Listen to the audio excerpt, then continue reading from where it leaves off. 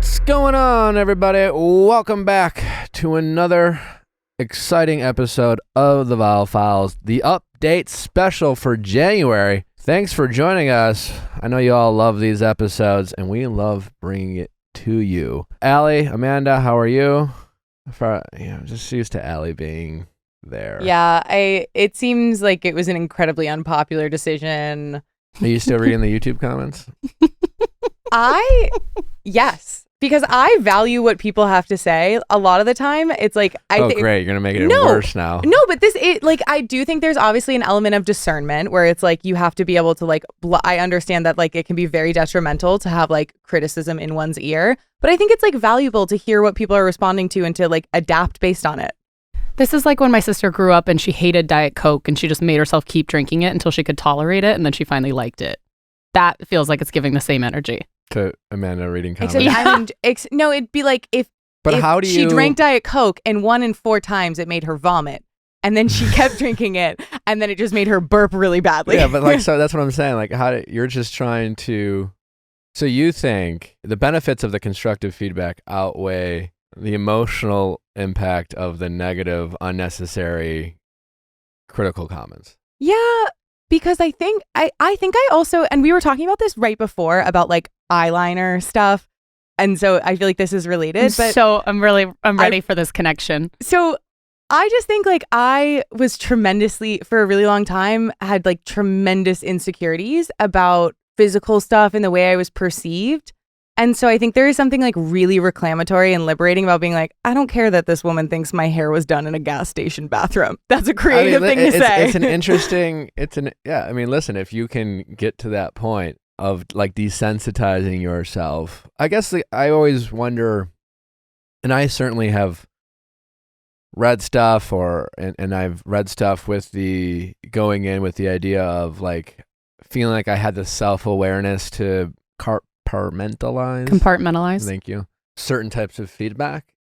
But I don't know if we really fully know. But we're in two different I'm sure Bachelor Nation feedback terrifies me. I feel I don't think this is something where I'm everybody should read the comments. I think I'm in a very special, beautiful cocoon niche where there's not too many about me. It's all from people who are dedicated listeners who for the most part are actually listening to this show, and I think they're really thoughtful. And so for me, it's if someone's gonna say something to me, or if they're gonna write something, I want to listen to them. I mean, maybe they're wonderful. I truly try Amanda not to does read have them. a lot of fans. Yeah. There's a lot of Amanda stans for sure. There's Allie fans too. But I just Amanda has some very specific, effervescent comments. As do you, Queen. I'm just saying she has some good fans. Okay. Yeah. No. Sometimes I screenshot them and put them in a little folder called "Don't Give Up." Okay, wait, but the reason I was going to talk about eyeliner was because there was a period of time where I felt so uncomfortable going anywhere without makeup. It felt very, very obligatory. And then ironically, moving to LA was kind of where I was I don't give a fuck anymore. Okay, people know what my face looks like. Oops. But I feel I had so many different eras, in a fun way. And I still love wearing and to be clear, everyone should wear makeup when they want to wear makeup. I think it is so valid. I was for a while wearing it from I need to cover this shit up because it is horrific standpoint, but it was kind of fun. It's looking back at photos and being oh my God, all my different eras of eyeliner. Do you have any wild makeup photos? You have any jump scare makeup photos?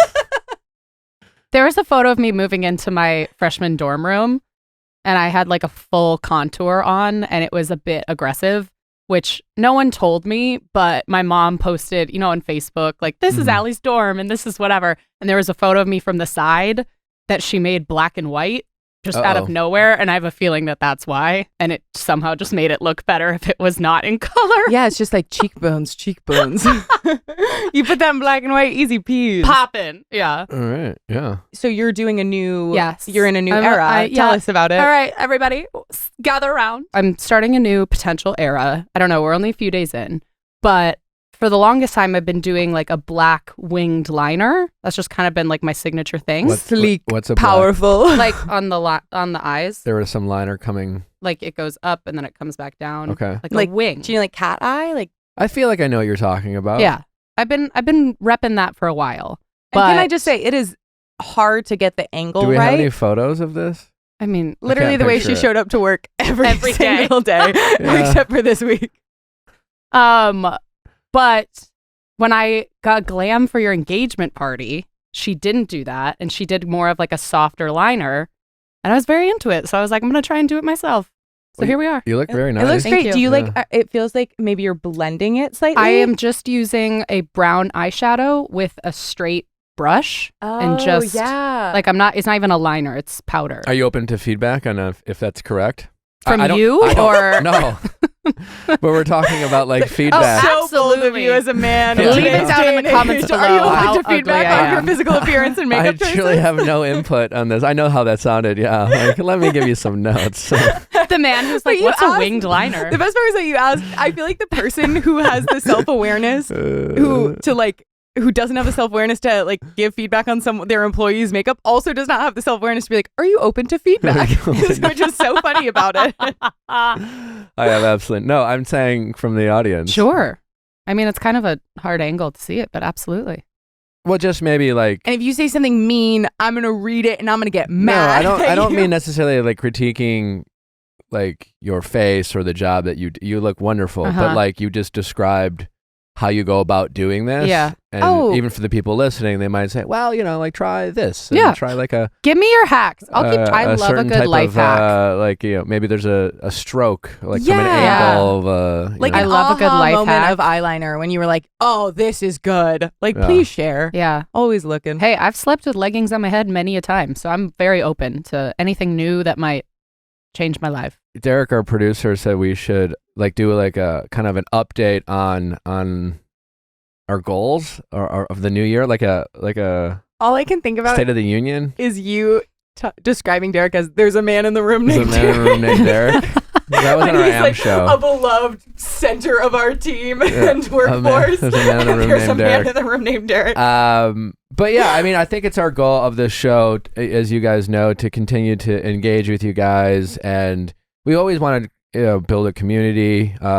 We like to think of our show as a place that people can either go to feel less alone about their own, relationship or interpersonal struggles, whether you're dating or in a relationship, or whether you're just kind of single, or just a place to go to listen to other people's stories and feel less alone, and just have some fun. And so, all jokes aside, I mean, I think I don't read YouTube comments, but especially when it comes to this show, Ask Nick, we definitely invite you guys to have discourse around the stories and even our advice or comments, as long as you guys keep it respectful and productive, more just like conversational, certainly with us, and more importantly with one another, whether it's the Viall Files IG or Instagram, or our TikToks. We always post a lot of clips from the Ask Nicks, or certainly on the YouTube channel. We like to see these types of conversation, and every once in a while we might, as we did a couple weeks ago,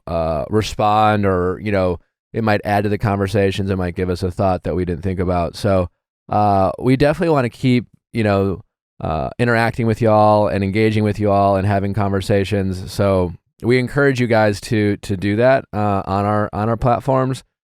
Just keep it nice and productive, because it's nice to have people to talk with about this type of stuff. And like, I guess we want to have our own water cooler talk as it relates to our show, with one another, with each other, with you guys. So hopefully we can do that. Anything we want to add to that? Did that Sounded great. I loved State of the Union. Can we do this like every update episode? What do you love about it?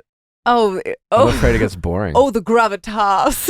Like, I just feel like it's like so fun to be like, yeah, we talk a lot about like dicks and situationships, and we're giving you a State of the Union on it. Like, I just find that marvelous. Do we talk a lot about dicks? Yeah. Do we? Every once in a while. How frequently do we talk about dicks? Yeah. Okay. Well, y'all talk Should about we dicks. talk more about As the dicks? person who's currently reading the Ask Nick email, y'all talk about dicks. Okay. Okay. All right. We believe you. Maybe, do we need more dick conversations? I don't know. No, I think We talk enough about it. I think we talk enough about dicks. I was mostly saying that as an example of some of the sillier things we talk about. I think we talk a lot about emotional intimacy and boundary setting, but that's not as fun as then talking about dicks. I find like dicks are gross. Do you find like dicks are gross? I don't find that you're alone in that thought. The look on my face that's been on my face for the last 30 seconds has nothing to do with you. It's just me thinking about penises. So the thing is like, do I think a dick is inherently aesthetically pleasing? Absolutely not. But I do try to be mindful about being aware of some of the double standards, and in terms of like, as we are moving towards a more like equitable and compassionate society that is still existing within the gender binary, like being like, where are some of the areas where like this would not fly if it was reverse, and is there good reason for that, or do we need to change it? And I think like giving the penis more aesthetic love, you think? Not like, aesthetic love, but just like not shaming it. Because so I shouldn't be shaming penises. I'm not telling you not to. I don't anything. feel. Did you know? Do penises? I don't know. I certainly can't speak for all men, but I don't know if men are sensitive to the penis not getting like some aesthetic love. I was listening to a podcast episode recently about penis crimes, and they were going into like the background of penises and like genetically, like evolution wise, whatever. And it was wild. Like the dome part of the penis, it's basically like has a function. No, it literally has a function. When you say the dome, to scoop out other people's sperm that might be in someone's vagina in order for like you to be the survival of the fittest. Like there's like it's crazy. So, like, there's like an evolutionary type of in function? Order for like you to be the one to procreate. Where did you get this information? It was like I saw on some random podcast. Yes. And how did we verify that? I trust this podcast. Okay. I guess. I fall asleep to it every night, so. We don't know if that's true, so. We have not fact-checked it, we don't. but I believe Allie. It's possible. But can we talk, we as a society, we just go evolution, and we skip over the fact that we had this insane transitional period as human beings where like we're just like, monkey to person. And it's like, there were so many generations and iterations of human beings with varying degrees of functionality. Before they had domed penises. The other thing my boyfriend, he's a big space guy. So I think kind of inherently like creation of the world thoughts. It's like, it's the kind of science where it's like, I think we all just like put it in a little box and are like, we're just not going to think about that. Like we would not be a functional society if we just kept thinking about how space is infinitely expansive. Like sure, we wouldn't. It's insane to think about. I think we don't even think about how like the world works with itself, I guess. You know, I think nowadays we're only thinking about the world as it relates to like our own individual problems or then our community. On some level, I think for the most part that makes the most sense. You know, I don't think we should necessarily lose ourselves in worrying about like, we have a bit of a doomsday kind of mentality with all the news out there and of like, oh, what's the point? You know, it's all going to go to shit, you know, which I don't think is very healthy. But I think, I don't know. I think there's a lot of productive information out there that I guess, and some levels can make you like ease your mind on the state of the world, which because nowadays it can seem rather grim, but like history, there's been grimmer moments in our history. I don't know what I'm trying to say. No, I think there's some tidbits in there. Can I just say very quickly, I have such a specific anxiety. Like, do you know, like, I feel like there should be a word for like daydreams that are like not a dream, not like a fantasy, but like anxieties, like little day nightmares or day night sweats. Like, do you know what I mean? When you just end up down like a very involved anxiety rabbit hole in your brain. One of the ones I go on a lot is being like, there is going to be an apocalypse situation. I'm going to somehow have like one cracked screen iPhone and like maybe a charger, but like electricity is going to be gone. And because I don't understand the science of it, I'll never be able to recreate it. And like, it's not even, I guess, like, it's not that the iPhone would need to be functional, but it's just like this specific thing of like, oh my God, like I won't be able to explain electricity because I didn't retain that from science class. Like, even though someone has invented electricity, I feel like wait, it's the end of the world. Yeah, it's like apocalyptic, societies crashed and burned. Maybe they're zombies, but decimated. Like it's, rubble everywhere. 10% of the human species is left, and it's survival of the fittest. We're hunting for food, and you're worried about being able to explain electricity to then reharness it into the next society. generation of people who. Yeah. How are you the only one left?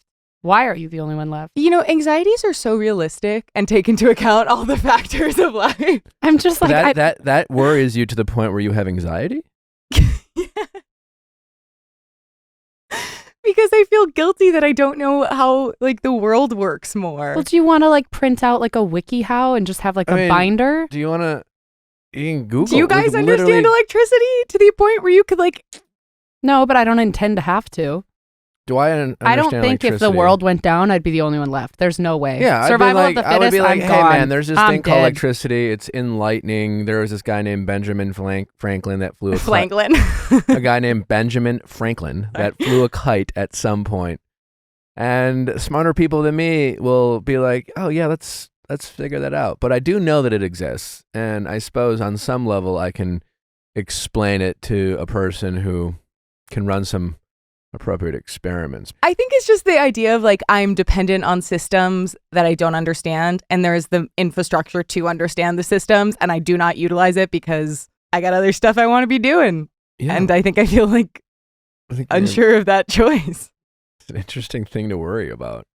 It's ridiculous. It's absolutely preposterous, and it's never going to happen. And that's the state of the union, is I'm worrying about if I could explain electricity to the next generation of humans. I mean, I worry about, I guess, dying and before I can be a dad. That's the only like life goal that I've always had that I haven't yet to accomplish. And so like I'd like to be able to do that. And maybe if that makes it me selfish, that I really don't care once I'm gone if people lose the ability to have electricity. I mean, I hope y'all like figure it out. You know, I really I do. But he's like, good luck, kids.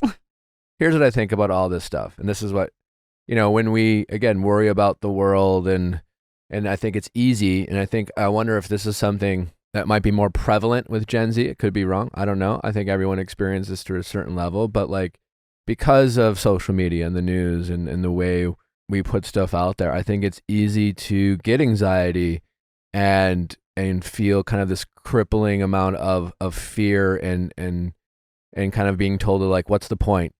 There's no hope for anything or anyone, you know, and I don't think that's the way to change anything. I think for me, it's keep your house clean, so to speak. Do my part, you know. I try to do my part for myself and my family, and then whatever I've left extra, and I hope that, you know, I'm able to have extra at certain points, I try to, you know, be good to strangers around me, and I try to be a part of my community, and I try to do my part within reason, and as long as that's as much as I can control, you know, I do try to practice the advice that I often give to people, which is very much control what you can control, and if that certainly helps my anxiety in general, because it makes me feel a bit more powerful and like I can manage expectations, and so, you know, I just try to do my part. And I'm hoping that other people are doing the same. And if we do that and we're willing to put in the work, I think this world has a chance to keep going and keep thriving.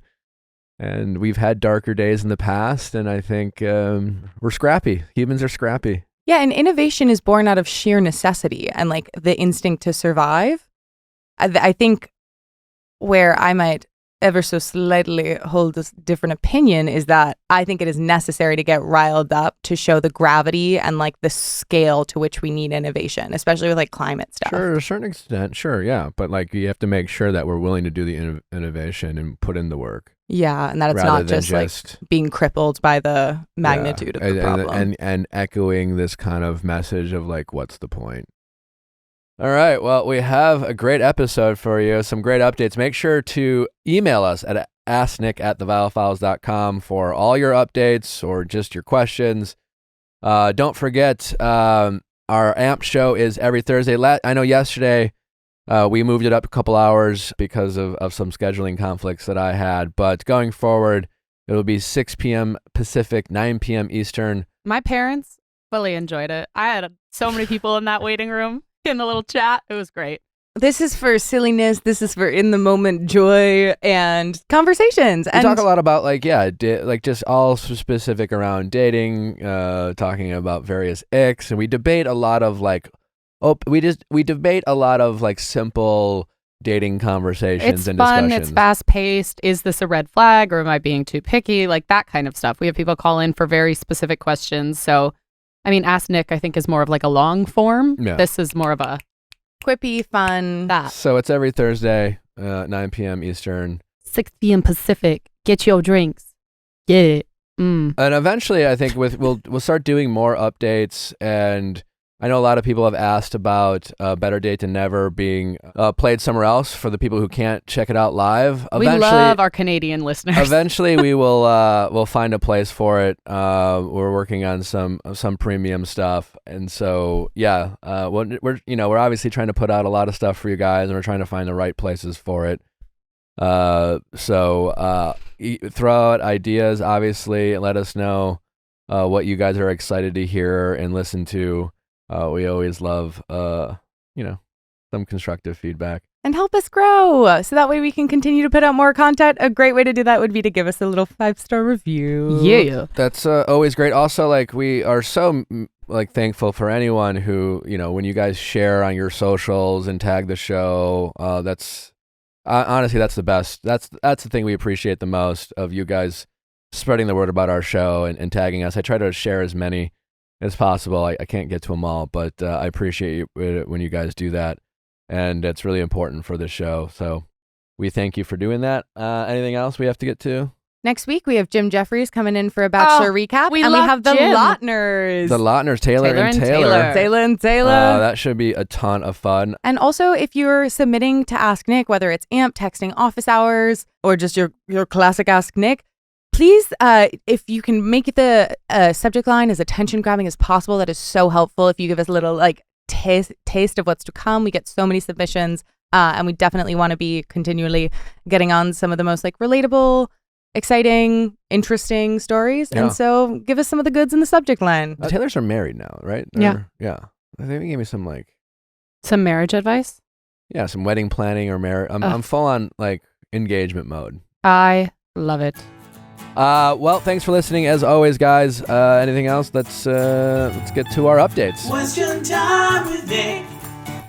Let's ask Nick your sexy questions. Welcome back, Michelle. How are you?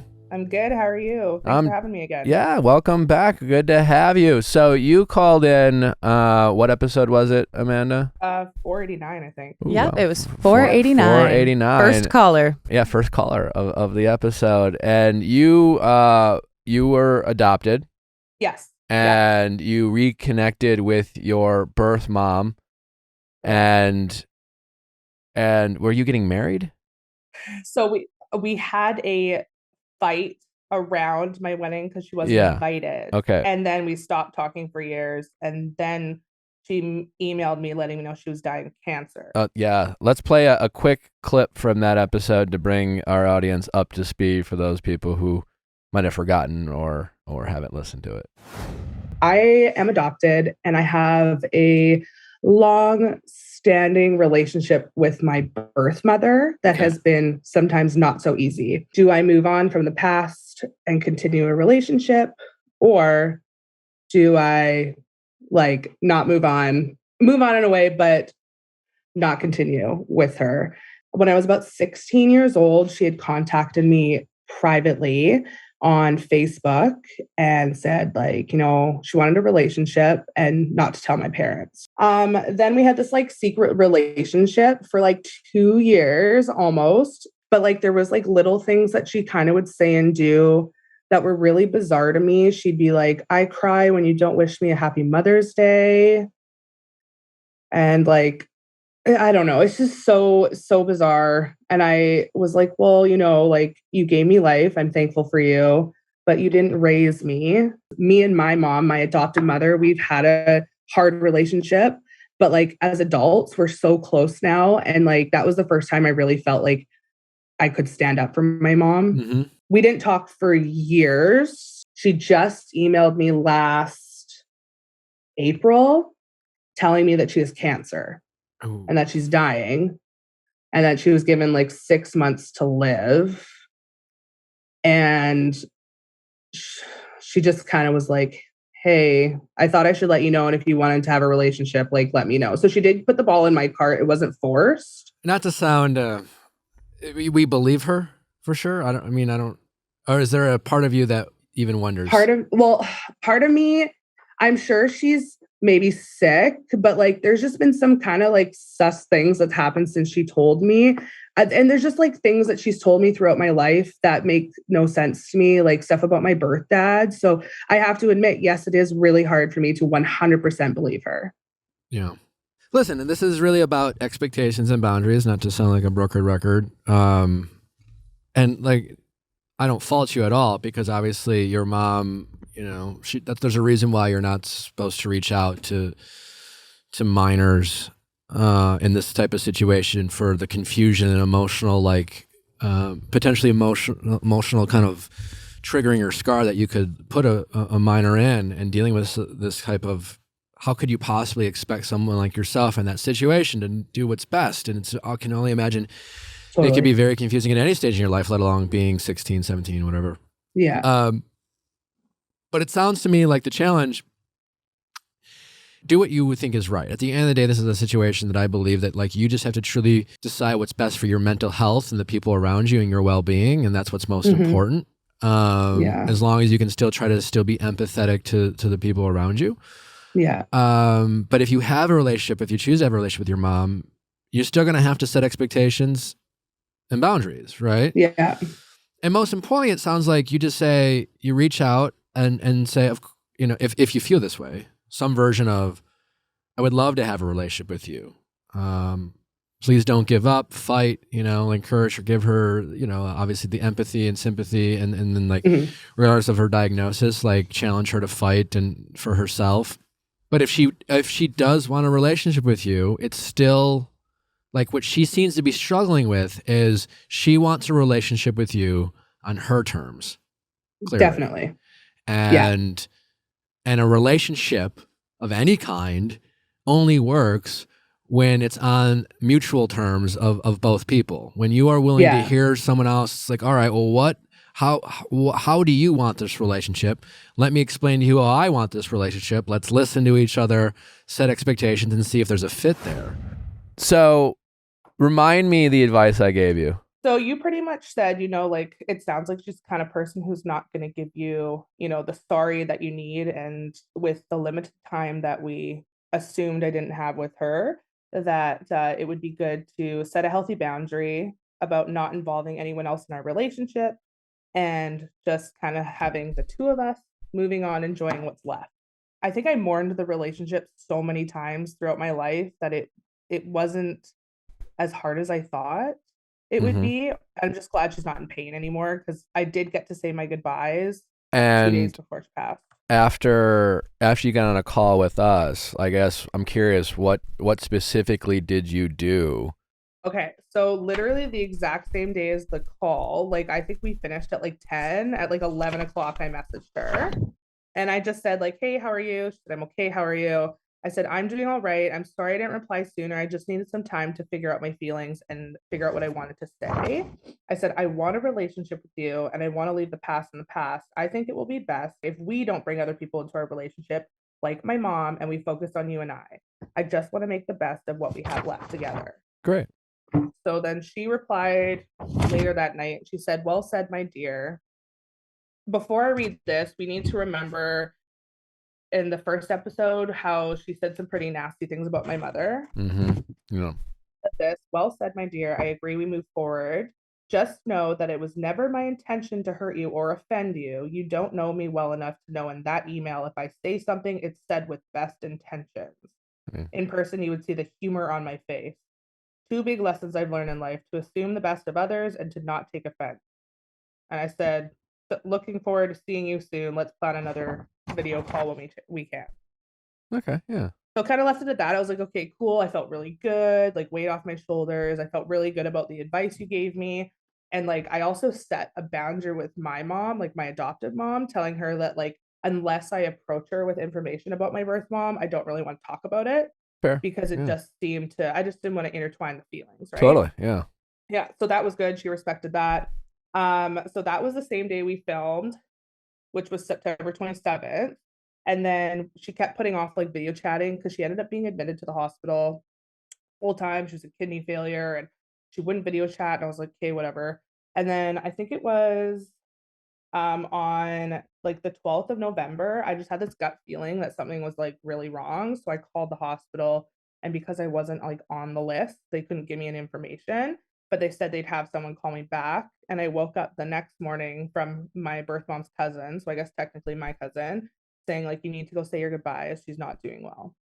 So I like literally got up, got dressed, went to the hospital, and she was like sedated and all that, like couldn't talk. And I met her niece and her best friend, which is nice to have that connection now. But I said my goodbyes. I sat with her. You know, I was in a very good spot with us, and I'm really glad I was in that moment, because that's the last thing I wanted to was like be upset and say things I would regret, you know? Yeah. I said my goodbyes, and then she ended up passing away on the 15th, like 2 days later. So super sad. But again, like she's no longer in pain. She was suffering for a while. So I'm glad she's not suffering anymore. But then like a lot of stuff came out after the passing, which is the wild stuff. Wild. Like what?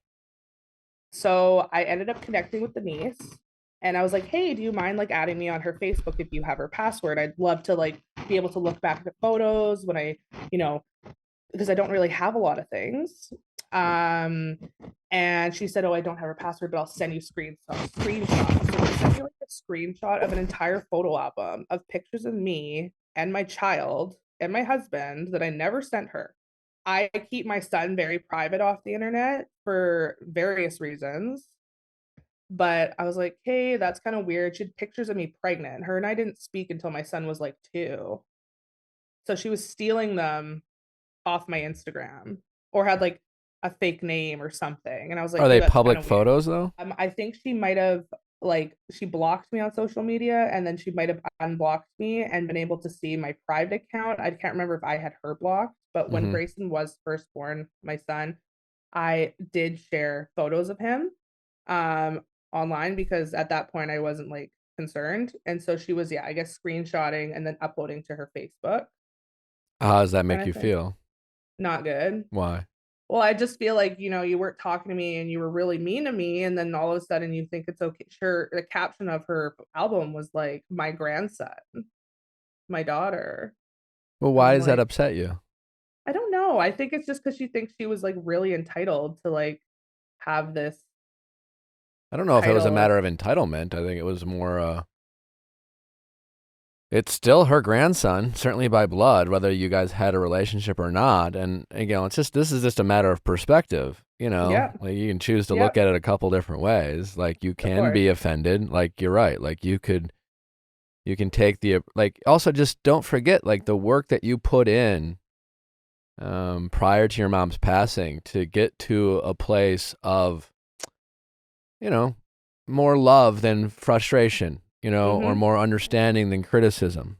And, you know, it's not about necessarily being right. It's about, you know, being happy and just trying to getting to a place where you can just have some kind of positive thoughts about your relationship with your mom. Right. Of course. And so at this point, now that your mom has passed, you're in full control of how you perceive that relationship. Right. Yes. Yep. And I kind of like did move forward from all of the photo thing, because I asked her cousin if she was able to like delete the pictures of my child at least, and she said no problem, because she was able to get on her Facebook. Yeah. But it was like what shook me for like a couple days to like get over. Now I'm doing the work to like move past this. Was like she made a post like literally after we set boundaries about how like she literally used the words that we're in touch and I don't really get to be a part of their life because her mother, the woman I chose to give my baby to, is so jealous and insecure. So that set me off, obviously, because I was like, oh, we just set this boundary. And she said, I don't have any bad intentions. Yeah. Listen, your mom, we know, was an imperfect person. Yep. Well, so am I. Yeah, exactly. It just doesn't feel all that productive. Like, is it that shocking that your mom, despite you having what felt like a fairly productive conversation via text, was a step in the right direction? Is it all that shocking that your mom went that route? You know what? No. Yeah, I mean, like, think- even at that root, yeah. but like we all like we talk about boundaries all the time in the show, and people are like, oh yeah, that sounds great, but like there enforcing those boundaries and following through those boundaries is a whole nother step and a whole nother learning process, and we often like are really good at first, and then we, get a little sloppy. It's no different than like, not that we're big on diets here, but like the idea of a diet, right? It's like, I want to eat healthier, and then like you're really good for a couple days, or working out, or whatever it is, like incorporating change in your life. It can be a challenge. And so Totally. I'm not sure where this is coming from on your end of it's almost like your mom has passed. And so you just have a choice, internally to, how do you want to cement your lasting thoughts of your mom? We know she was an imperfect person. And let's say, for example, that your mom hired a private eye that was spying on you and taking pictures. Like, yeah, I get it's a little invasive and creepy, but the other way to look at it, especially now knowing that your mom has passed, and like whatever certainly fears of like, is this safe, or can I trust her? Like, is my biological mom well-intentioned? Like, I can understand if your mom was still in the picture and alive, and there was this risk of like, is she going to keep hiring a private eye? But she is no longer with us, and she has passed, right? And so you can simply choose to look at it as, well, maybe unhealthy, and maybe not in a way I would have gone about it. It came from a place of love. It came from a place of my biological mother having some thought, like maybe regrets about giving you up, or just struggling about not having the relationship she wanted to have. Whether she was fairly, judging your adopted mom or not, or you, that doesn't really matter at this point. The point is that your mom, it sounds like on some level, loved you and wanted to be in your life and wanted what's best for you. And whether she actually showed that productively or not, or let her own selfish needs get in the way what might be best for you, it's kind of a moot point at this point, because you're unfortunately no longer able to have or build a relationship with your mom. So now it's just more about cherishing the memory of your mom. And I think it would just do you good to try to just always give your mom the benefit of the doubt in these situations, and try to look at these scenarios in a kind of glass is half full type of mindset, rather than trying to like pick apart or find the holes or critique it, or or kind of have a cynical kind of approach to whatever your mom's intentions were. What good does it do at this point? Totally. And I think, and I don't think you have to like take that many leaps to see the good in your mom's actions, even if her actions weren't always the healthiest or the most productive. For sure. And I mean, I was very like hurt for like, I would say like a week, and I was like angry, and kind of went through like, I think I went through the grieving probably process of like losing her. Sure, yeah. Plus all of that. But like since then, I'm feeling like much better about it. I didn't have really any emotion towards it until like I read it again this morning, and I was like, it's not healthy to read that. So I actually it's a little upsetting and annoying, but yeah, it is what it is. Yeah Wild. But I just wanted you to know that I did take your advice, and I set the boundary, and I did it both mothers, and I enforced it, and I still am working on that. That's good. Yeah. And again, like when you try to enforce boundaries, people, they will push them. And it doesn't mean they don't respect you or love you or don't care about what you think, but that's their own struggle of trying to be good at that themselves. And you can decide how much patience you want to have with people. And, with family, sometimes we need to have a little bit more patience, because family is probably the worst at respecting our boundaries, because there's definitely a sense of entitlement when it comes to family. But we can decide how much of a role we want family to play in our lives. But I mean, have you told your adopted mother about this revelation? Yeah, I mean, about your mom, your biological mom's posts and all that. Yep. I did. I waited till my parents I felt like it was almost part of like the last part of like kind of like healing for me, was just like letting my mom know what I like had found and read. And my mom's like, are you surprised? She literally said, are you surprised? I'm not. Yeah, I know. But again, and that's fine that you did. I think it's just a time for healing, you know, and I just don't know if But if that was part of her healing, I guess. I'm like, you have every right to feel that is weird because it feels like she's using you for clickbait or content than she was actually valuing the relationship. So I'm right there with you. Thank you. Well, the one point that really I have to make is it would be different if he was just kind of showing the photos and was like, oh, you know, I don't get to see them very often or I haven't met him. But like she straight up told everybody that I had talked to that my parents were like holding me from seeing her. Her niece said, I know she was very upset your parents wouldn't allow you to see her. And I said, that's not the case.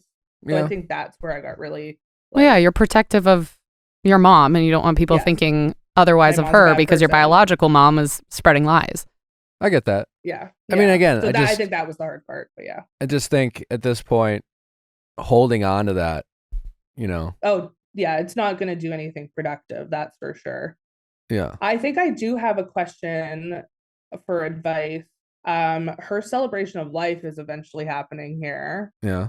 And for like before I found all this stuff out, I was like, I don't think I was like, I'll maybe go. And then I found this out and I was like, I'm definitely not going because like people are gonna be like, oh, that's her daughter who she couldn't see because her mom was bad, blah, blah, blah. But I'm like, do I go? Is it gonna benefit me? I don't know. I feel like I think it has a better chance of I don't know if it's going to benefit you or not. I don't know, but I feel like there's a better chance once it happens you can't decide to change your mind and go. True. You know? Yeah. I don't know what harm it's going to cause you. Yeah. You know, other than maybe like being involved in some like funeral drama. I mean, I don't like is that really going to affect you all that much? I don't know. My friend was like, why don't you just like stand in the back and like go when it starts, leave when it ends, like don't talk to anybody. This way no one's like, oh my God. Like, I mean, it would be nice to meet some people, but I'm not really interested in that. The people I wanted to meet and have a relationship with, I like now I do. Yeah, but whether you meet them or not, you don't have to like have a relationship with everyone you meet. It's just up to you. It's just you have to decide what you want, right? And you just have to decide. You know, your mom again is no longer with us, and she again, like she was clearly an imperfect person, you know. And it's not to make excuses for your mom, but she no longer is even capable of working on herself. Of course, yeah. And you just have to decide for yourself what type of lasting memory do you want?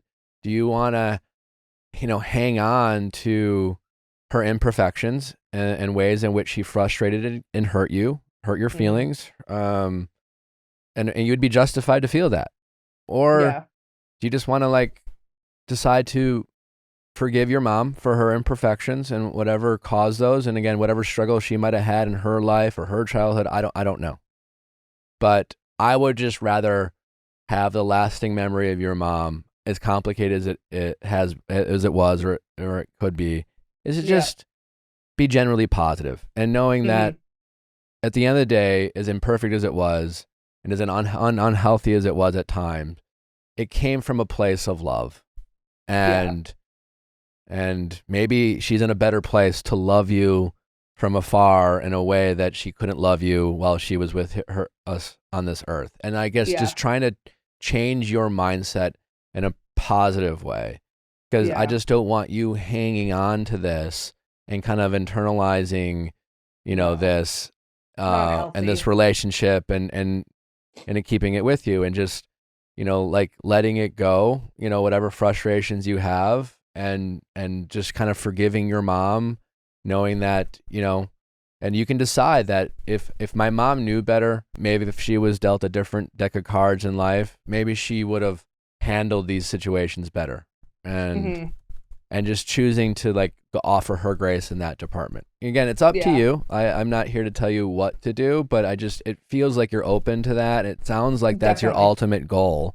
Yeah, for sure. And, you know, understand that your adopted mom is always, you know, she has a right to be hurt by what your biological mom said, and she has a right to be protective, but I don't want your adopted mom to like also even have an issue with you wanting to cherish the memory of your biological mom. Like I get why she's territorial, but I just, you know, like I just want you to be at peace with what happened, and I want you to be able to move forward with a general smile, and I want you to be able to, if you want to, like, you know, frame a picture of your biological mother and you know, heaven in a special place where you can just, maybe you can have a relationship with your biological mother in a way you couldn't have while she was with us. Maybe she's someone you just like talk to in the car or whatever. I don't know. Like, that's the beautiful part of maybe death and thinking about life after death, and again, I don't know what belief system you subscribe to, but I think there just are healthier ways of processing this rather than continuing to be frustrated about how things she did or didn't do while here on this earth, especially when she's no longer with us, because, it sounds like your mom went through a lot, and I'm sorry she hurt you in ways that she did, but I'm guessing if she could see it differently, she would have been different. 100%. Yeah, for sure. Okay. Well, thank you. It was nice to see you again. Nice to see you. Sending you a lot of love. Thanks, guys. All right, take Congrats care. on being the better person and just like taking the high road. Yeah, it's hard. Yeah, it feels hard because it's hard. It's really, really hard, and you're doing it, and good job. It's so hard. Awesome. Well, I'm excited for the new episodes, and congrats on the new studio. Thanks so much. Thank you. Have a great day, guys. Take You care. too. Bye-bye. Bye. We have a written update from our caller Madison, originally appearing in episode 507. She called in discussing the prospect of breaking up with a boyfriend who she was currently living with and sort of financially dependent on, and she didn't know how to go about navigating this situation. I'm Madison. I'm 25, and I'm considering breaking up with my boyfriend and moving out. But one, I don't know if that's the right thing to do. And two, I'm also a little financially dependent on him, and I don't know how much that's weighing into my decision making. Okay. Well, let's start with why you are considering breaking up with your boyfriend. So we've been having just a few issues over the past, I would say, 2 months. We've been fighting quite heavily. I mean, long story short, he's kind of thinking, he's like, okay, we either shit or get off the pot at this point.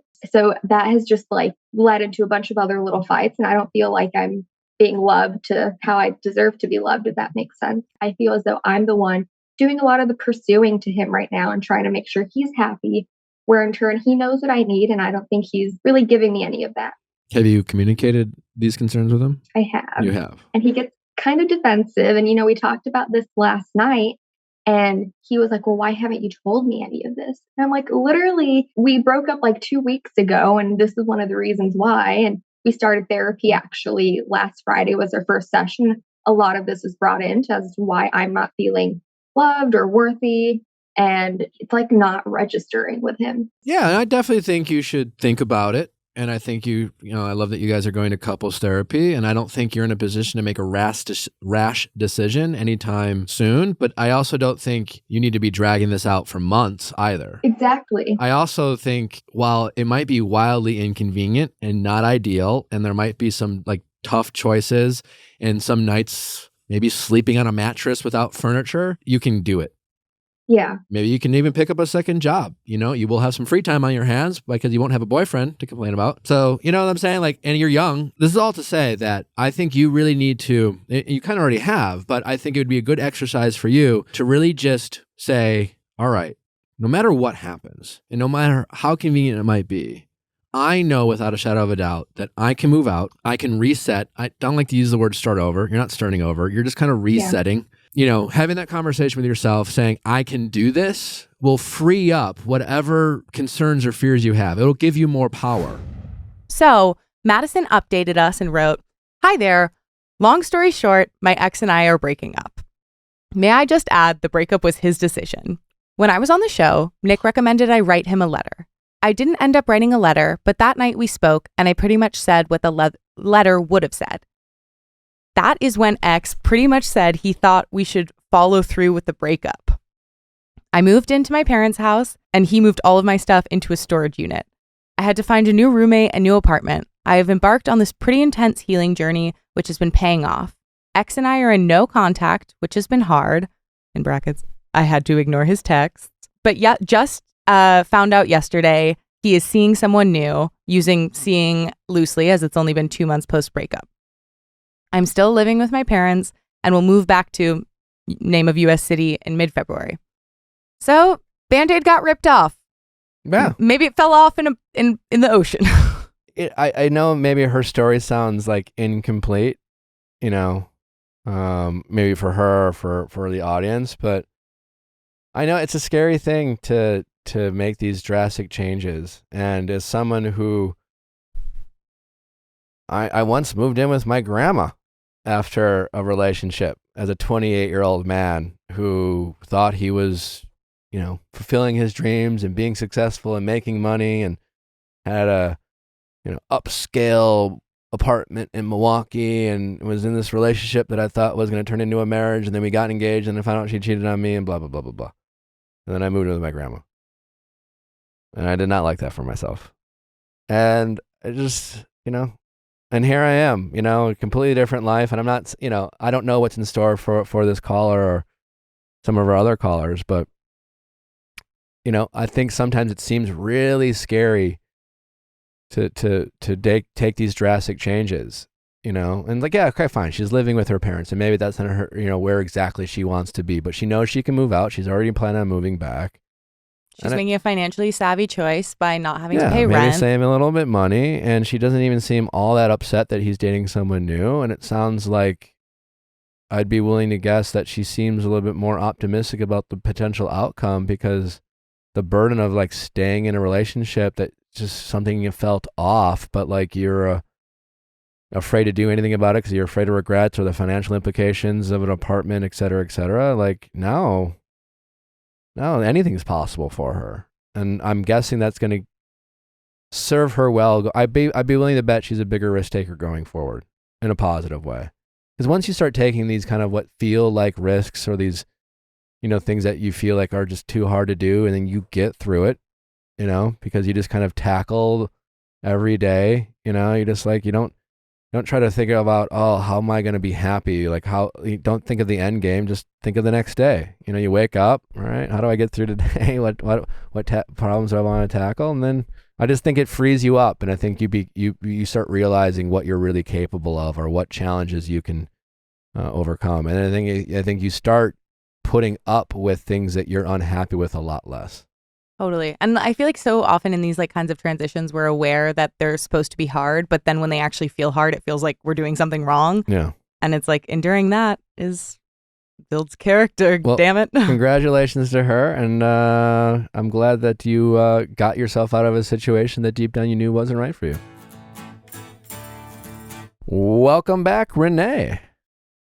Thank you so much for having me. I'm excited to give you guys an update and see everyone again. We're excited to hear it. So remind our callers what your challenge was, and what was the advice I gave you. And then we'll play a quick clip to refresh their memory. For sure. So I live in the same building as the cute neighbor, as he was labeled on the podcast. And I was struggling with how to define our friendship and what to do. And I was getting mixed messaging and was very confused. And listening back, we talked a lot about just like the friendship itself, and how it's not a real friendship, and there's an expiration date on that kind of friendship, and how you very much encouraged me to confront this and talk to him about the confusion I was having, and just kind of lay it all out on the table. So.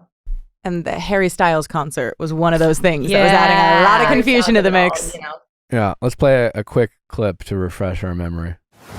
How's it going? Hi, my name is Renee. I am 26, and I'm calling in today. So if you guys remember West Elm Caleb, I have my own version of the tale with my neighbor I just met. So we've basically been hanging out all the time. So the point of the story is we live in the same building. And that's when things started to get really confusing for me. I have a lot of guy friends, but this one from the jump just seemed a little different because of all the time we're spending together. Did you meet in the building? We met in the building, yes, in the hallway dramatically. I moved in like 4 days prior, and I was coming home one day and I saw this like very attractive man, and I was like, oh, shoot your shot, what's up? We were actually very like platonic for the first month, and it wasn't confusing. And I was very comfortable just having a new guy friend. And then let's just say we went to the Harry Styles concert and everything changed. Obviously. As one does, obviously. The sexual energy in the room, I don't know, something was in the air. So you went to a Harry Styles concert and fucked afterwards? No. So I was very much like, I have boundaries. Like, I won't let things escalate. But like, that's when it did start getting very like handsy and like flirty. And then I feel like after that day, we like went on a trip together. And it was just very, everyone on the trip was like, are you guys together? Like, just very like handsy, touchy feely. So in 2 days, you went to a Harry Styles concert together and then took a trip? It was like 2 weeks later, I think we went on the trip together. Okay. Where did you go on a trip? We went to Germany with like a bunch of his friends and my friend. Germany?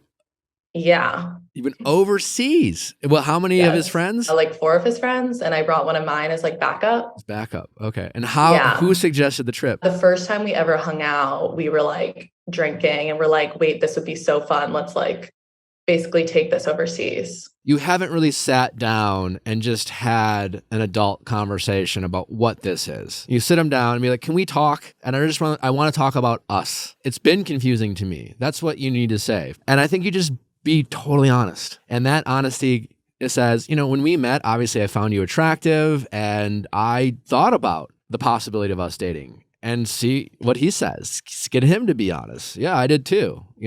Like that. You both acknowledging that. Like just put it out there, because what your guys are trying to do is figure out how to like. You're trying to talk about it without not talking about it, because you don't want to make it weird, but at the same time you still want to hang out, and then you want to take trips together and go to Harry Styles and like embrace the moment, and you both find each other like physically attractive to some degree.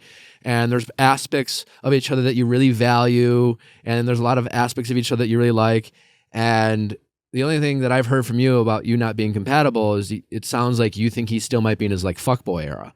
Well, yeah. And I did in your book look for the definitions, and I was like, oh, this is hitting. So why don't you just be honest with him about that? To me, what I'm hearing is someone who met a great guy, lots of things you like about him. You're trying to make smarter moves, right? And protect yourself by investing into fuckboys, and you see the signals in people. And so you said, okay, well, he's a fuckboy right now, so I can't date him. So I'm still going to have to try to have this person in my life via a friendship. And then you try to, set some boundaries with yourself, which are great. But I think you're also, it's like you're doing all the things right, but you're also not being realistic with yourself.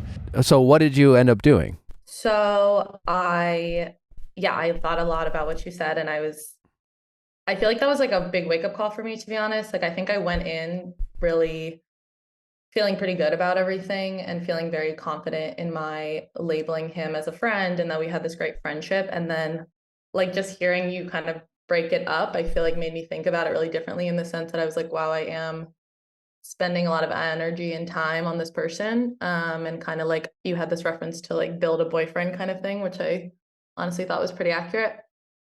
So I since then just started taking a lot of space and just kind of like realizing, I need to talk to him. So I just kind of was pulling back a little.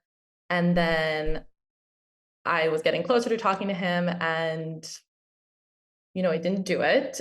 But I have a lot of reasons that like, I feel like it was just like, I was waiting to do it, which I know like is a lot of to do with just courage and bravery, and didn't all the way get there. But I kind of just took the steps that I felt like I needed to take to make it feel more normal, as like a normal friendship. So I stopped like going over there all the time and hanging out, and like the hairstyles of it all, like big things like that. I've just tried to like diversify who I'm spending my time with. So you never actually had the conversation with him? No. So like, I'm not going to say this is why, but there was a weird moment we were out together, and I feel like a lot of the conversation made me like, I was thinking about the conversation and like, oh, I need to do it because these feelings are so strong. And then we did have this moment where we ran into this guy that I used to date, and that kind of like confused me a lot more. And I was like, my head is just so all over the place. What part of that confused you? You seeing the ex, or how he reacted to you talking to him meeting the ex? Yeah, I would say both. Like I saw the ex and I was like, oh, like this is weird, because I felt like I was like, hadn't seen him in 2 years. Like I physically ran into him. It was bizarre, very New York. And then also his reaction was very weird to me, of just like being very like annoyed at that. And I was just like, he was annoyed. Yeah. and then that spark a conversation about why he might be annoyed? Right. So like hearing you say it now, I'm like, oh my God, that makes perfect sense. But yeah, just in the moment, it's just, I think what it is I'm just like, what is the outcome of these conversations? It's probably going to be that we need to like take space and time away and like figure our shit out. And so that's what I've been doing. Where are we now with him? Are you still like nothing. spending, like what's the relationship like? We're still hanging out. I think I just have been like taking a lot of steps back to make it feel more of like a healthy guy friendship. But maybe, we're like making like content together, like fun TikToks. Like I'm just trying to give us like a purpose and a direction that isn't so like, oh, we spend every waking moment together. So I'm trying to be more intentional about how we spend our time. I'm a little worried for this approach that you're taking. Yeah, I feel like what you're doing is trying to find ways to justify you spending time with him past the point of like, it's like, all right, I'm not going to like obsess over whether are we dating or not dating. We're going to make TikToks and content together, and I'll find a purpose for our friendship. But at the end of the day, I don't think the feelings have gone away, or the curiosity, or your like the interest. Like if he knocked on your door today and said, "Can we talk?" and you'd be like, "Sure." And he's like, "Can we just get it out of the open? Like, first of all, I just want to apologize. I'm guessing I've been a little confusing to you, and I've been working through my issues, and I'm a little scared to say this, but like, I want to date you. I like you. I care about you. We're making TikToks together. We're having fun. Like, I feel like you would be very interested in that conversation, if we're being honest." Yeah, I mean, I'm not gonna lie on the record, Yeah. So that's the truth. And that's the only truth that really matters as it relates to this relationship. And everything else that you're doing is just a different version of spending your energy on this guy and on this relationship that allows you to keep him in your life while you build up the courage to like have the conversation you need to have with him. And I think you're just kind of playing games with yourself to sustain what you have, and then justify it and tell yourself, "Oh, I'm not avoiding it. I'm not chickening it out. I'm just like, I'm pulling back. I'm just doing what I would do anyways. And then, but we're only going to do X, Y, or Z. And like, I won't hang out, and but you're still avoiding, clarity in this relationship. And I'm guessing you're still spending maybe less energy, but still too much energy wondering what he's thinking or feeling, or you're spending too much energy analyzing how you're acting around him, or what you should say around him, or what you should do around him, rather than just be yourself around him and not, waste any energy on trying to think about doing, but just being with him and having that security and comfort and clarity with him that you just right now are avoiding getting, because I think you're just afraid of the truth. Because once you have that conversation that, you haven't been having, I think deep down, that he's going to say something like, "I don't know, I just don't think I'm just not there with you. And I love what we have, but I just don't think I can get there." And once you break that seal, like, then you're afraid that he's just going to like that no more making TikToks or creating content, no more spending time together, and no more having that buddy that's been so nice to have at your convenience when, you're feeling a little lonely or bored, and you're definitely just taking what you can get, and you're not really getting anywhere with him or with anyone else. And it's I think it's costing you more than you realize. This, not getting an answer, or not dipping your toes in the water, or just jumping in and figuring out how it's going to go. You're really just putting yourself on hold.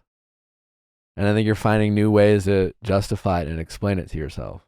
I just think it'd be good for you to like put it out there and know that you can survive this type of communication and awkward conversation. Like you can survive this level of potential disappointment. And I still think you can feel good about having that type of bravery, because it's hard to do. And it's hard to put yourself out there, but you're certainly capable of doing it.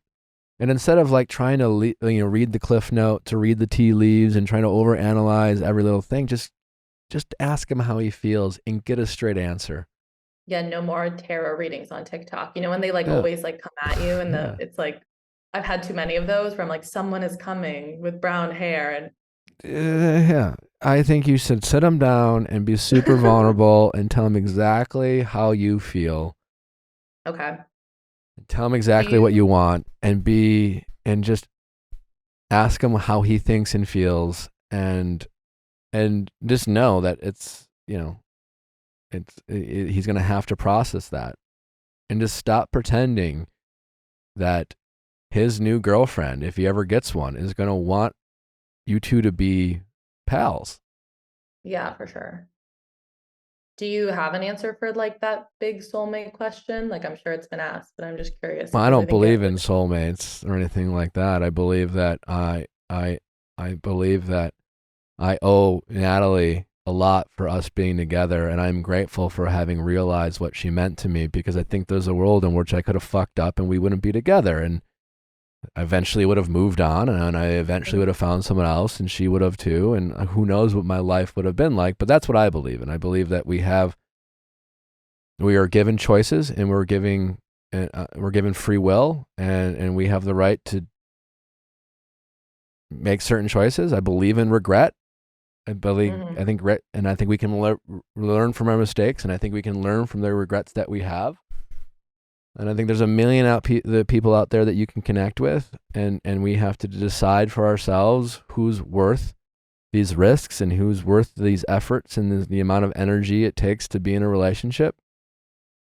And I think we should be careful about our choices and the time that we have, and I think we should use that type of like mindset to like not be so willing to sit around and wait for destiny to happen, but we should be willing to put ourselves out there and set the expectation of that we want to be prioritized, and we're willing to prioritize people who prioritize us. And the best way to figure that out is to express that to the people you're interested in having that type of relationship with, and see where it goes.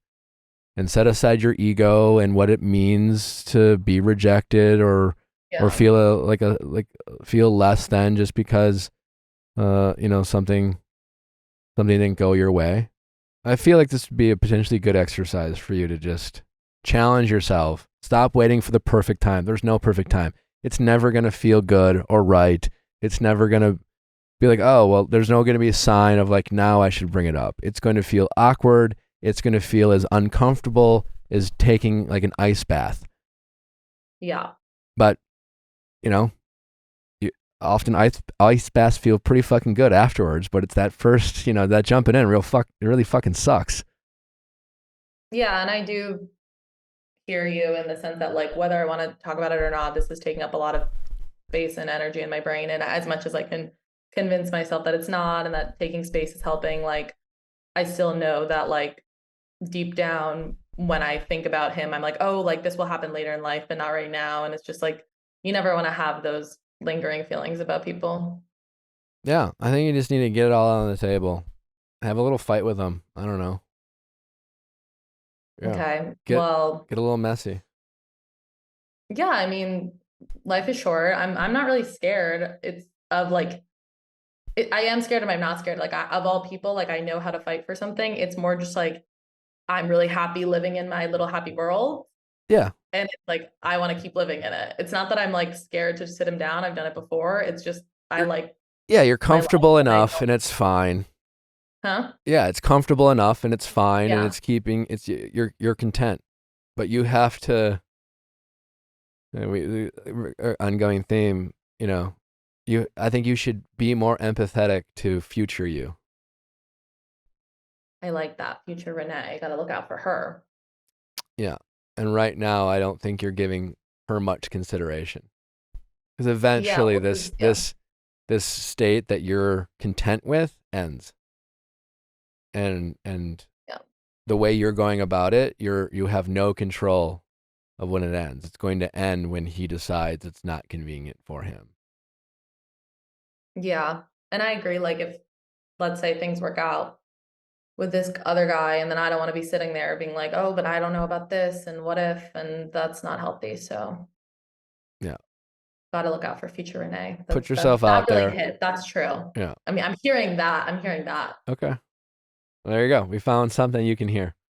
I mean, I'm processing in real time, and I just think a lot of it is like, I know you understand what I'm saying. Like I've just been inundated with so much of just like, you know what I'm saying? The power of like, he wanted to, he would, and all these things about what we deserve and our self-worth. And it gets very confusing at a certain point when you're like, I know that this person isn't seeing this how I am. So why am I going to go after it? But like, and listen, if you thought that and said, hey, well, I just no longer should be hanging out with them, and I'm going to, if you like, I still think you'd do yourself good by just, even if there was a 1% chance to put yourself out there. But that's not what you're doing. You're just avoiding the conversation, but you're still hanging out with them and you're still investing if you were just to move on and that would be better than what you're doing now, but you're not doing that either.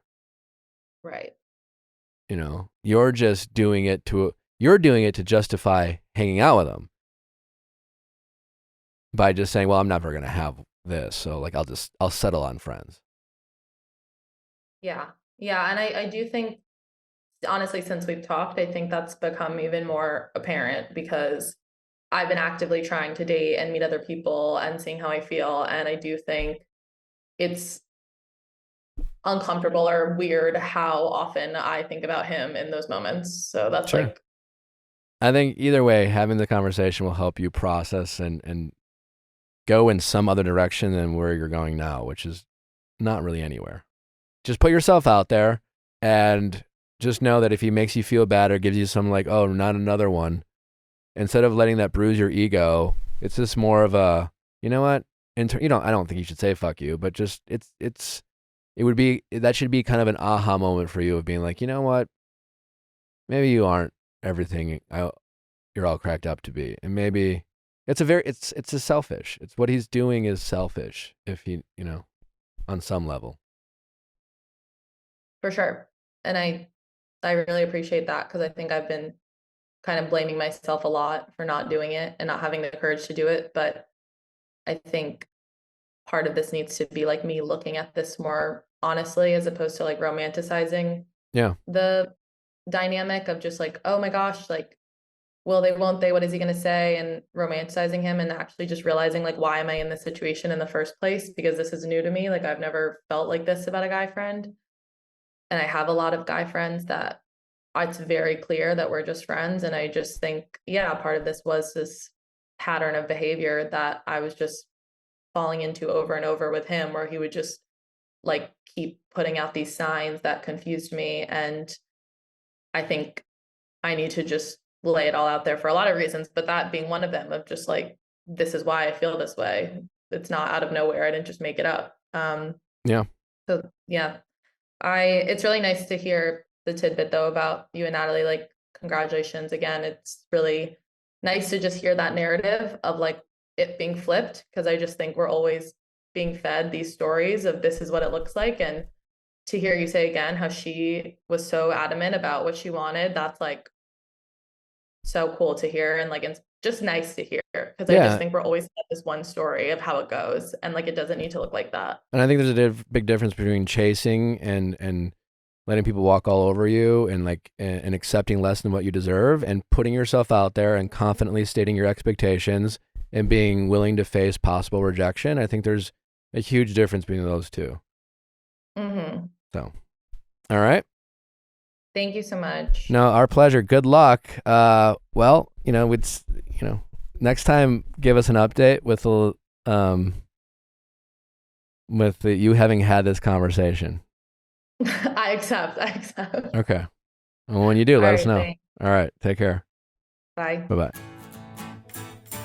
We have another update from our lovely caller, Lily, way back episode 438. This was a Going Deeper episode with Hannah Berner, and Lily called in for some texting office hours help. She'd just been on, I think, 2 really promising dates with a guy, and she thought things were going really well. And then kind of out of the blue, she got a text from him saying that he needed to break things off. He was studying for his CPA exam, and it was kind of a bummer, and she was unsure of how to proceed. And she was really calling in because she wasn't sure if this could turn into something in the future.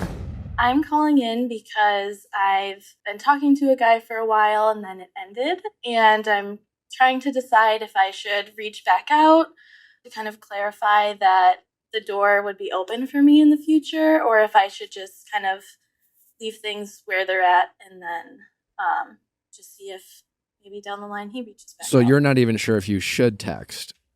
Right. You guys only hung out twice, and I know the feeling of like having those amazing talks and feel like you're understanding with someone, and you're gonna have that again with more people. I promise you. This was like opening your heart up to it. But if you think about it, you were on a fucking high of adrenaline because he was not available, you were not available, you both were chasing each other like a drug, and you got a hit of it when you first hung out, and it was amazing. And then you did it again, but it really was just the dopamine hit of this like chase you guys had.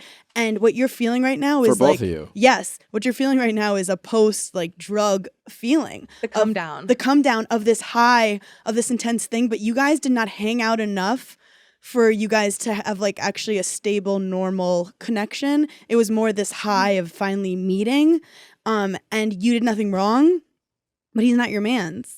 Also, you don't even know, the more you got to know him, how much you would like about him. Like, that's a problem with like someone ending it after the first couple dates. Those are the right? hardest. It's because now they take that opportunity for you to further get to know him, and he broke up with you. He ended it at a time where you were feeling pretty good, so it almost like freezes time With the potential phase. with the potential of what you think they could be, and you're locked into that potential of what they am, and that's not who he is. Yeah, you didn't get to date him and see all the shitty sides to him. You just have this fantasy So- of what he is in your head. Exactly. So yeah, instead that's I think the hardest part is like I didn't even get to see it crash and burn. But Yes. just have that recognition that when you are sad or you're missing those first couple dates, it's like it's not him you were missing. And to Hannah's point, just keep going out there, and you're going to date a couple frogs. You'll have more bad dates than good ones, but you're going to have another nice date. You saw the best version of him. Probably. And it goes downhill from there.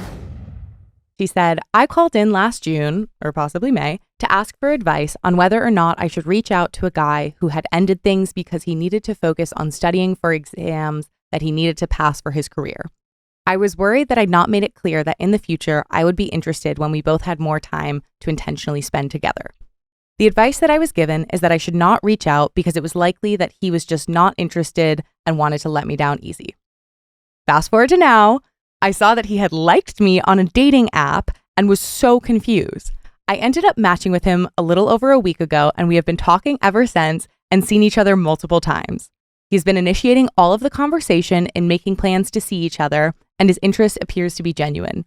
I am thankful that we had time to both focus on ourselves for a while because we are both in happier and better place to be spending time together more so than we were last year. No matter what happens, I think this all played out for the best. Thanks for the help with this. And then she said, also to jog Nick's memory, I came to a book signing about a month ago and told Nick that I stuck to his advice and not reached out. The bookstore took pictures and I found these photos very sweet and she attached them to the email. So Aw. I'll show them to you. Great.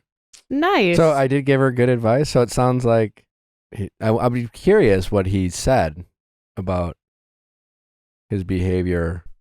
Well, I think because he'd sent, like, I have the text here that she sent in. And the message he'd originally, like the breakup message was Lily, I am so sorry to do this while you're on your trip, but I need to get this off my mind. Over the past week or so, I've done some reflection on where I'm at right now. My interest over the last week isn't what it was a couple weeks ago. I have too much going on right now, and I've realized that I need to focus on my exam and moving in with my new roommate. There is nothing you did. I just have a change of mind. I'm sorry that I will not be going on this with you, but I want you to know I enjoyed the time that we talked and got to know each other. I am sorry if I wasted your time during a time when I was thinking differently from now with a lot less going on. I wish you the best of luck with moving forward in your career and as a great person in general. Okay. And she had a very classy response. I understand. Thanks for letting me know. I really enjoy getting to know you. So they ended on a civil interaction. She was just like, how do I make sure he knows this door is open? And I think like the advice was ultimately like, he knows the door is open. Yeah. You ended things classily. Like you don't need to follow up text and potentially not read the room and bother him. This is a life lesson to leave things on like a high note because you never know what can happen. Well, yeah, you also unless something really terrible happened. happened. Let people know that you're on standby. I think it's better to let people know that you accept their choice, and it was most likely the mystery of not knowing what she was doing and where she was at that made him like, want to like her photo, as opposed to, especially if she was like, well, just if you ever change your mind, let me know. Yeah, Yada, that leaves yada, like yada. a lingering taste of like kind of not as much power as like opposed to like, oh yeah, I wonder if she still even gives a shit about me. So yeah, see, great. Good luck, Lily. I hope it goes really I well. hope it goes well. God, you're playing house. Welcome back, Kate. Hi, good to be back. How have you been? What's new? Been good. Great. Got some updates. Last time I was on, I was talking about how I was wondering if I should pursue my boss's brother. Oh yeah. And that he was coming to town around Christmas. And he was a little older. Yes, he's 41. Okay. And let's play a clip. I think I remember him being like still concerned he was in his fuckboy stage.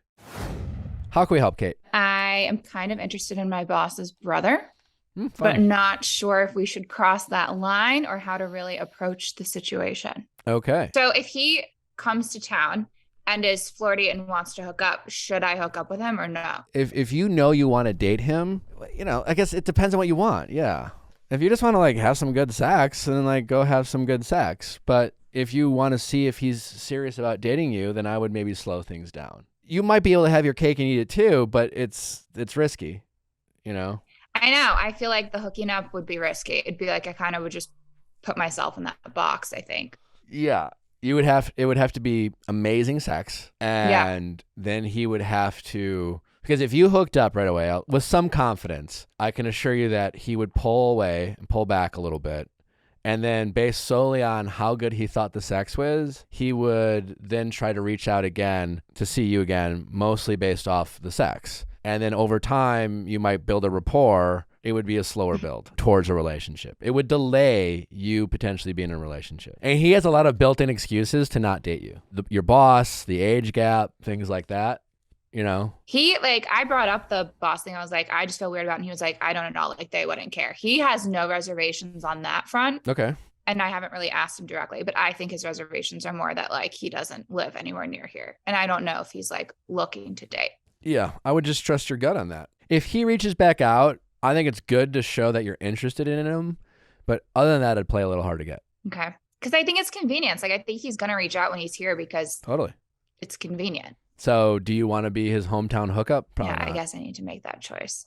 And if I do, then it's fine. Like go for the hookup. But if I don't, then don't hook up. Yeah, I would be real. I think you kind of like him. And I think you would be putting yourself in a vulnerable situation to convince yourself that you just want to hook up. This is why I called. Yeah, You tell the truth. I don't know if he's really worth it.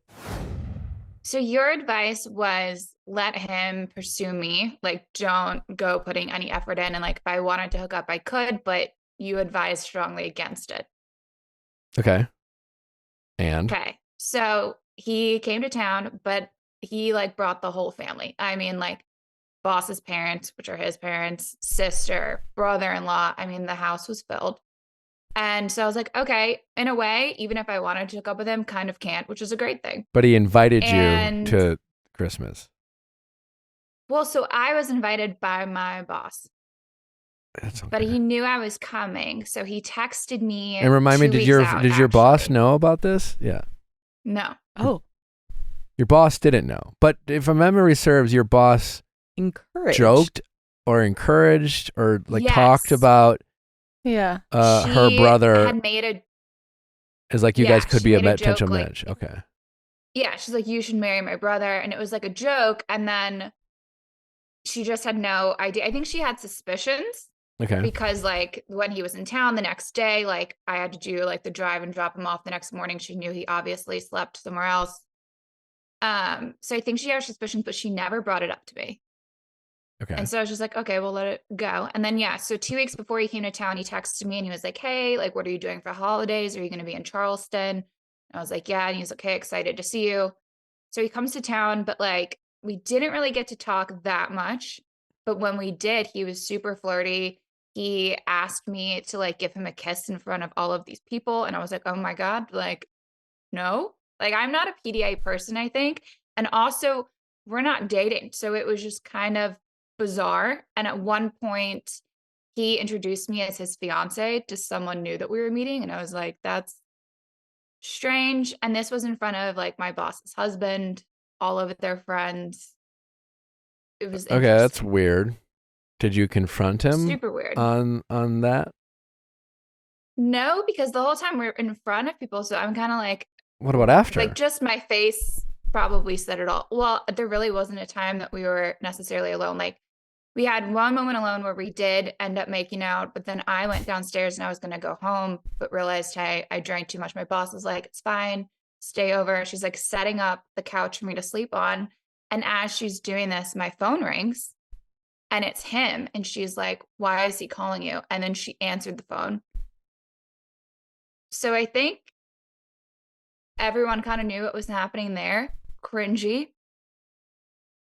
And then we all went out as like her entire family and myself all went to breakfast the next morning as if nothing happened. And Wait, where did so you sleep? was he Where did you was he sleep? calling you from like upstairs? Like a booty call? Yeah. So he was on like the 3rd floor and I was on the 1st floor and he like kept calling and like texting for me to come back up there. And I just didn't. Don't do it, Kate. And then I didn't. I was stayed strong. Good job. Okay. Good work. And then you went to breakfast, and then what? And then he pretty much texted like, I will have to come back to town. It was good to see you. Like, have to visit soon. And I'm just kind of like, okay, I've decided he's definitely in his fuckboy era. Like, that's full blown fuckboy era. And have you heard from him since? No, You haven't heard from him since? I have not heard from him since. Good for you for not hooking up with him. You're a stronger woman than I would have been, but clearly that was the right choice. And did you ever have a conversation with your boss about this? No. And it's just like, I mean, she answered the phone and that was like, I was like, oh shit. Like, I was like, there it is. Like, if she had her suspicions before, confirmed. And she's never brought it up to you? Never brought it up to me. So what are you going to do when he reaches back out? I think I'm just shutting that one down. Like, Okay, good. no, not worth the time. But here's the plot twist. Oh. Is while at that party, Christmas party, I met someone else. And I now could use some pointers with him. So someone else, who else? Because I thought it was his brother or like. No, it's no one else in the family. It is a family friend. So getting out of that sticky situation. But a family friend of your boss's? Of her husband. Okay, so still They have, like, connected a to your golf boss. club, but yeah. Okay. But he has no connection to him. No. And how did that come to pass? How old I is was he? at the party and I remember thinking he's 29. Okay. I remember thinking he was cute and we talked and like exchanged numbers. And then a couple days later he texted and we had like texting back and forth, decided to go on date 1. And it was great. Like the texting is like, he's very attentive. He's always asking questions about me, not just like small talk, and remembers things, which is refreshing. I mean, setting the bar pretty low, but it's refreshing sometimes in this dating world. So we go on date 1 and I thought it was just going to be drinks, but we end up getting like dinner too. And like conversation's good, but he ends up getting like trashed on this date to the point where like I'm offering to drive him home. He tried to make out with me in public multiple times and even did like a soft hand on the neck choke in public. And I was like, whoa. This is a first A date? little much for me. This is a first date. Okay. And I'm giving him the benefit of the doubt of like, he just got drunk. Maybe he was nervous. But then even that is a red flag in and of itself, as like he got trash on the first date and then proceeded to drive home. Yeah. So did you address that? Yeah. I was like, I could drive you, you could take an Uber. And he's like, no. No, I mean like the I'm next driving home. day I'm like, or after. even the next day, I was just like, I don't think you should have driven. And he was just like, no, I'm fine. Like, I know my limits. And I'm like, So, well, if that's we've true, been then you could start texting- inquiring as to like, do your limits include like Like, how many grabbing my DUIs neck are or- within your limits? Well, no, but like we're forgetting about the DUI for a second. Not that, but he's suggesting that alcohol was in no way enabling his processing or his decision making skills. It's like, all right, fine, okay. I don't necessarily agree, but I'll work within those parameters. But there are behaviors that he demonstrated to you on that date that made you uncomfortable.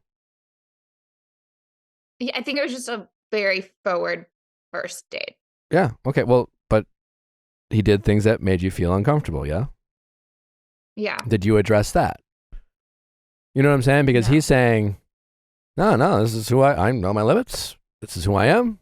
Like alcohol had no role on my choices and decisions or my behavior or my personality.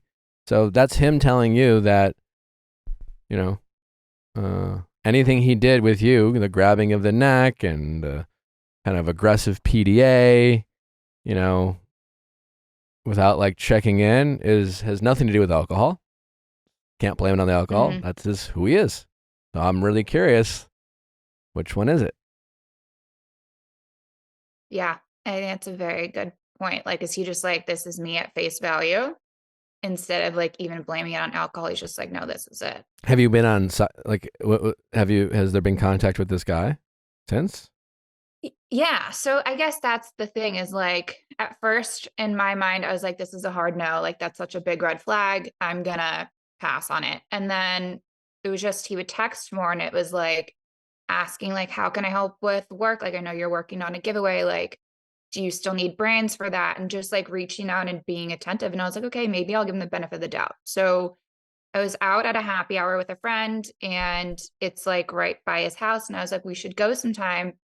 And he was like, yeah, sure. Like, and I'm like, okay, so are you interested or not? And then he was like, I'm free like Monday or Tuesday. And here we are, it's this Monday or Tuesday, and I haven't heard word about it. And we didn't go yesterday. We talked about what he did yesterday, and he was like, oh yeah, I just stayed home and cleaned. And I was like, okay. And I don't want to bring up the date again because I'm like, I already initiated it going again. I don't want to seem like the pushy one who's like, so are we still going? So why are you so interested in pursuing this at this point? I don't know. I think the texting and the conversations piqued my interest. You know, which is nice, I guess. But like there's as many like reasons to call it quits with him too. Right. I mean, you've only had one date with him? One actual date? Mm-hmm. Well, and then I've seen him in person in like small circles after that. In small circles like what? Like we were all out at a bar once and he wasn't getting that trash then. And then I saw him at my how was he house for a football game. How was he towards you? Did he treat you like any other person in the room, or did he? Was he flirting? Like, what was that like? He was flirtier, but he wasn't doing like the aggressive makeout thing or the PDA thing. But he was flirty and respectful then. So like, I think that's where I was like, okay, maybe it was just a one-time thing. But like when he saw you, was he like, oh, I'd love to see you again. We should get together. Like. Yeah. And then we talked about hanging out and texted about it. And then it just doesn't happen. Who brings it up? Did you bring it up or did he bring it up? When he saw me in person, he brought it up. And then we didn't really do anything about it. And then I texted about it a couple of days later when I was out. Yeah. I mean, I think that he's not giving you enough to wonder and worry this much about him or the relationship. Like, just not worth pursuing. Well, it's not worth investing your emotional energy on and wondering and like, yeah, you went out with him. Okay, fine. You question his desire to want to drive home. Maybe you could have challenged him a little bit more about like, well, which one is it? But like, whatever. Again, he's not your boyfriend. You went on one date.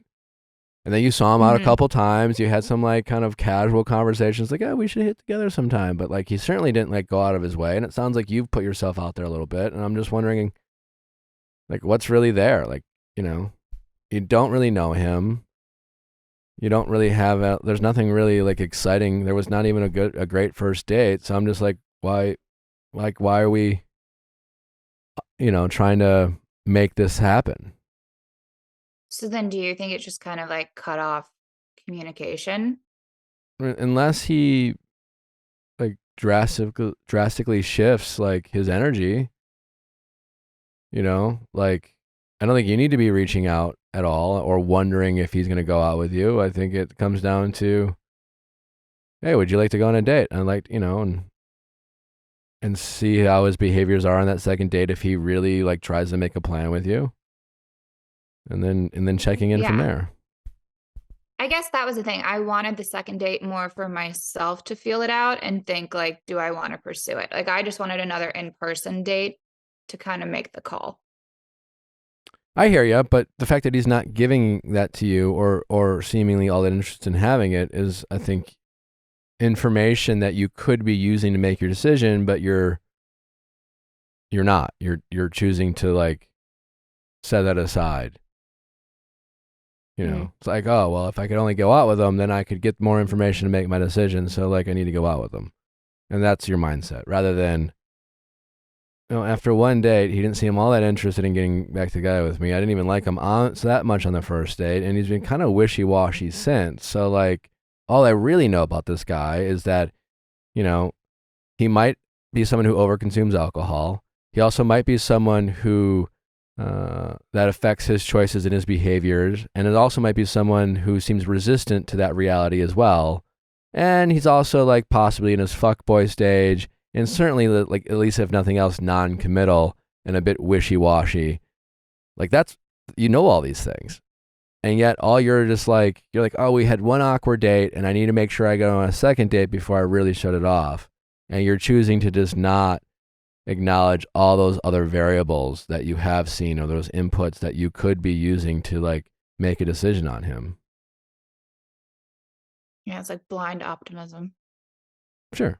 And I get it. Like, listen, we want to hope because, every time we meet someone that we're at least interested in or physically attracted to who seems nice enough and are connected to a familiar face, like it's nice to know that like you, instead of a world where we're constantly meeting strangers on dating apps, it's nice that like, oh, so-and-so, and there's like, you're kind of vouching for that person on some level. And there's a level of security. I get all that.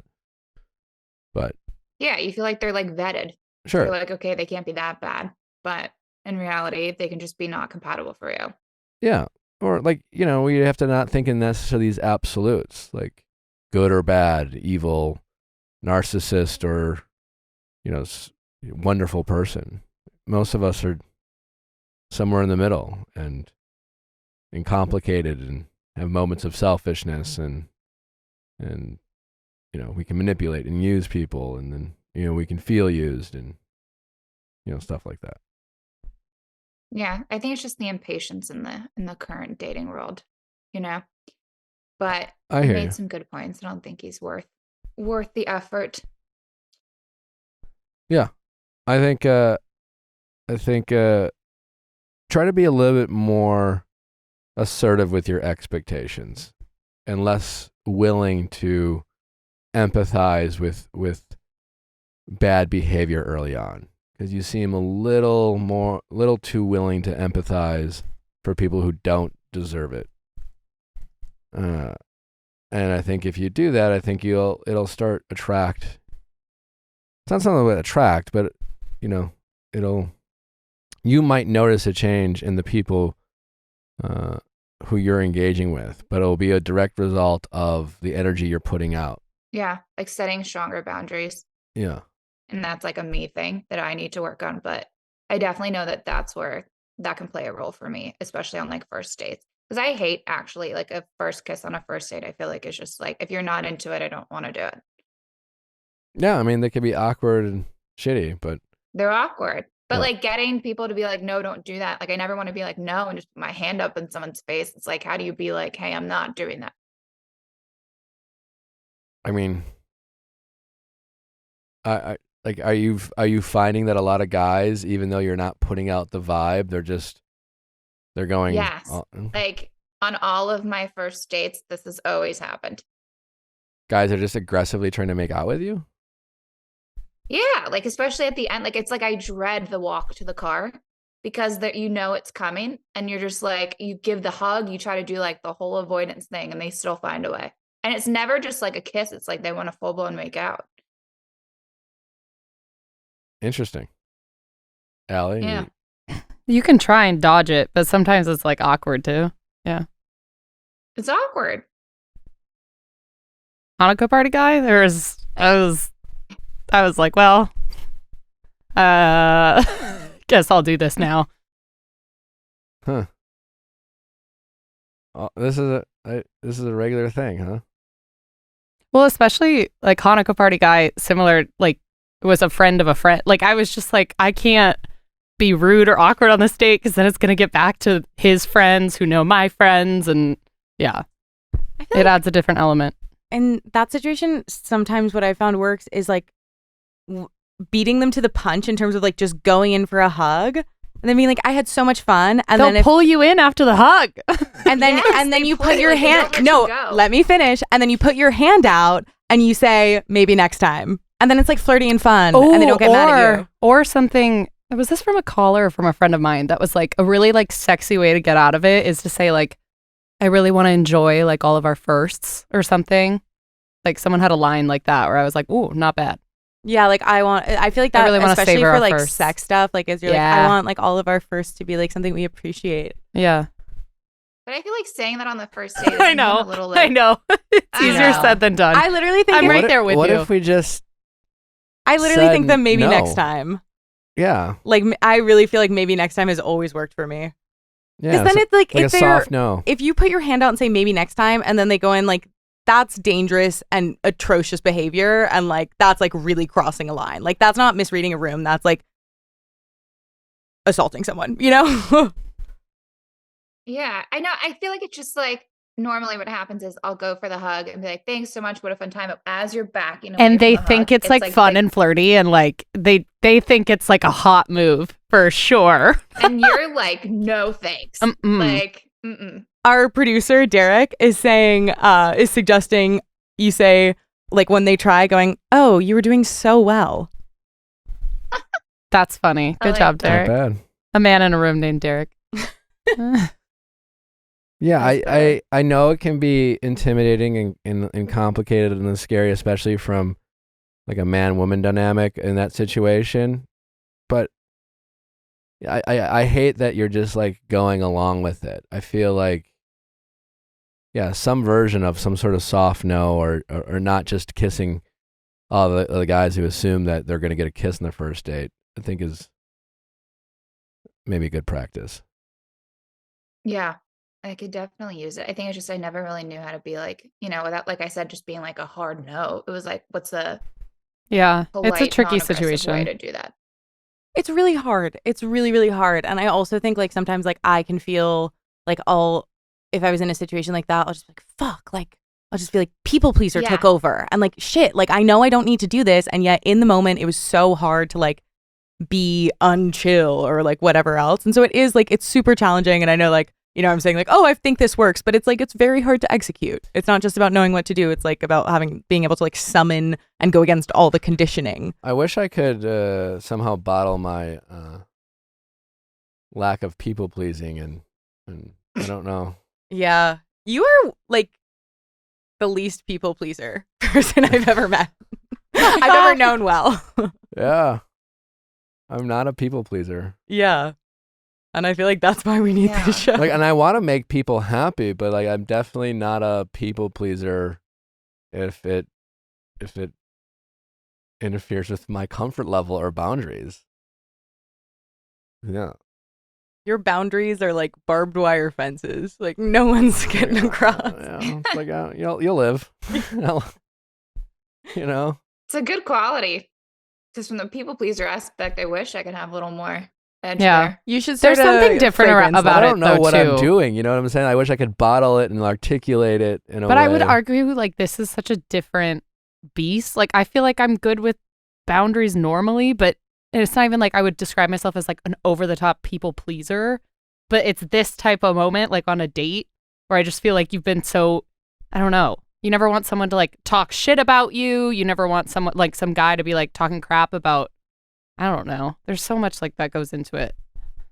Well, and I think you were right when you said the word conditioned earlier. We're like, I think we're just so used to like you go on the date, the guy's going to try to kiss you. Like you've known this from the jump. And it's just Especially if like, he you can't pays for freeze. dinner and then you're Right. like, oh God, I guess this is my And payment. yeah, what and I then like think. society's like, yeah, why wouldn't you kiss him? And I'm like, I'm old school. Like I Well, I don't like. I want- definitely like didn't. if you're not attracted. Most dates I've been Uh-huh. on like didn't end in a kiss. But yeah, maybe as a guy, I just had the convenience of not feeling the pressure because the average woman isn't. I also think you going- read, I think for men, you are in like top 10 percentile for reading the room. Like, I think you are like much more observant and like privy to things because like maybe it ties into overthinking, but like I think you are like much more aware and Sure. privy of things in a way that like you'd be shocked how many I men don't- just like do not give a fuck. No, I don't doubt that. And I've known that for a while, but I'm not even thinking about like whether she wants to kiss me. I'm just thinking I don't want to. I'm not feeling the kiss. You know, like you're describing, it's just like, you know, I went on a date with this guy or whatever. Like, I don't mean I want to kiss him. Like, just a date. But you're saying that most of these guys that go on dates are trying to like end the night with a kiss. And I guess I'm recognizing I had the privilege or the convenience not to be put in that position because, you know, if I didn't want the kiss, then I was usually not put in a position to avoid a kiss because, you know, it seems like in most cases, you know, the guy goes 90 or, you know, whatever Hitch kind of. I wish that they listened to Hitch because they don't go 90, they go 100. But that's what I'm saying. Like it's most like women, the I think expectation. aren't going 100 for a kiss. No. If I'm not giving them anything, and I haven't been put in that position, but I can confidently say, I'd be like, "What are you doing? What is going on?" And maybe that's the lack of people pleasing in me. I don't know. Like that's what you would say if she was gonna go in and kiss you. Like let's just say. How are you going to go on a second date past after saying date. something like that? I wouldn't. Yeah. Well, I don't. So that's also going through our heads of like, do I just not want to kiss him now? Do I just need to get to know him better? Because if I make too big of a thing of this, there's a chance that it's dead. Well, I don't want to. Yeah. I don't want. Why would you want a second date if someone's not reading the room or self-aware or checking like, in say or you like just reading your didn't body wanna- language? Who are putting you you in a could be interested in position the to like person, you just literally didn't wanna make kiss you them go, oh my God. Like Because like for 99% of this date, like it's been so fun. You've been vibing. You're like feeling excited. You're feeling hopeful. And then like there's this moment at the end. And like I think in terms of like conditioning, like it's very, even though like you can again, like as a person know, like I'm entitled to have all of my boundaries respected and enforced. Like there is still that part of you that's like, am I just like, should I just take the path of Am least I being resistance here? dramatic? Because everything else is Yeah. great. Okay, sure, I hear you. What if it became part of first date conversations for you? I'm hearing that for the most part, most first dates, you're not super interested in closing it with a kiss, right? Correct. So if a date's going well, like Amanda described, you're just like, yeah, it's really good. You're thinking halfway through the date, you're thinking second date. I want to go on. Right. And I think when we go on first dates pretty early on on first dates, we've already decided whether we're interested in a second date or not. All right. So let's say you're in that position. You got a first date, it's going pretty well. Halfway through the date, you're thinking, second date. What if you just like in a joking way being like, all right, let's talk first kiss on dates. Just make it a part of the dating conversation. It opens things up or like his points of view and dating. And it's just say like, for the most part, I'm not a big kisser on first dates. Just put it out there. And, you know, like, and you don't even have to say whether you plan on kissing him. Maybe it's an opportunity for a flirting opportunity. It's like, well, you might want to, note, you know, if you if we were on a date, right, and you were, and I thought it was going well, and all of a sudden you hit me with like, I have a confession. I'm not a big first date kisser. And in fact, it's been my experience that like other guys do this. Like every guy wants to be able to stand out to all the other shitty guys you've been on dates with. So set them up for success where it's just like, yeah, this happens. Why do guys do this? Do you do this? You know? And he might, you know, who knows what he's going to say, but you're giving him an opportunity, even if it's not true, to be like, oh no, I would never do that. I'm self-aware. Yeah, you could even pitch it as like okay, now that I like have you here, quick question from a guy's point of view, why do they all do this? What's going on here? And then that still leaves the door open. If you're really feeling it after the first date and you want that kiss, you know, and he might be like, oh, so how about that kiss? And you can say, no, I'm good, but I really had a good time with you and I'd love that second date. And then all of a sudden you've become someone who's different than all the rest or whatever. You're a challenge. Different than all the rest. And rest. if you decide to lay it on them, you're like, you know, come here, baby. You know, like, and you like, I don't know. And you're like, how about that kiss? And you can surprise them, you know, like just make it part of the dialogue. If it's something that like you're struggling with, just bring it into the conversation. It's a dating topic. It's something that people are experiencing on first dates. It's relevant. You'll get his, you know, it might open up the door to get his thoughts on women. You know, how does he talk about women when this topic comes up? You know, does he get defensive? Is he more empathetic to your needs, or is he defensive to the needs of men? You know, it might tell you a lot about a guy on the first date by bringing up this topic that, you know, and then, you know, you're not hoping at the end whether this is another guy who just assumes he's getting a kiss. I think if you pursue this guy or anyone else, I think it sounds like you need to work on a little bit more of setting your expectations with people and not waiting on all these guys to figure their shit out. And again, you know, it's been a recurring topic recently. There's a difference between chasing and, you know, acknowledging and putting out what you want, you know? And I think you need to do a little bit more of the latter and just put out what you want, state your expectations, and see who's willing to live up to those expectations you're putting out there, and move quickly away from the people who quickly show you that they're not willing to meet your expectations, but rather are more interested in having you around at their convenience. And you are prioritizing too many people who are only willing to have you around at their convenience, and you need to start prioritizing people who are willing to meet your expectations, but you have to put your expectations out there much faster and communicate them more directly and clearly so that you know those people know what your expectations are, and then select going forward from there. All right? All right. Well, All right. Thank you so much. Our pleasure. All right. Thank you, guys. All right. Take care. Bye-bye. Okay. We also got an update from Lily from episode Different 510. Lily. 510. Okay. Very popular name with our listeners. She was the caller who had ended things with her ex, but they'd maintained a friendship, and she was wondering if she basically had to break up with them again. Oh, yeah. Yeah.